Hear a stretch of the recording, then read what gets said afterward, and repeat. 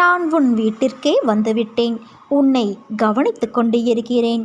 தினமும் உன் முகம் வாடி போகிறது. என்னிடம் நீ வைத்த வேண்டுதல்கள் நடக்குமா நடக்காதா என்று நம்பிக்கை குறைவோடு நீ சிந்திக்கின்றாய். அந்த எண்ணம் உனக்கு எதிராக மாறிவிடும் என் குழந்தையே. நம்பிக்கையை கைவிடாதே, முயற்சியை கைவிடாதே. உன் வீட்டிற்கு வந்துவிட்ட என்னிடம் இன்முகத்தோடு பேசு. உனக்கு நல்லதே நடக்கும். மற்றவர்களிடம் பேசும்போது பொறுமையோடும் கவனத்தோடும் வார்த்தைகளை உபயோகப்படுத்து. அவசரப்பட்டு வார்த்தைகளை கொட்டிவிடாதே. வாழ்க்கையில் நீ சந்திக்கும் தோல்விகளால் மனம் சோர்வடைந்து இதற்கு மேல் நான் போராட முடியாது என்று நினைக்காதே. வெற்றி தோல்விகளை குறித்து கவலைப்படாமல் உன் லட்சியத்தை நோக்கி முன்னேறி செல். கடமைகளை தவறாமல் செய். அந்த நம்பிக்கையே உன்னை வெற்றி பெற செய்யும்.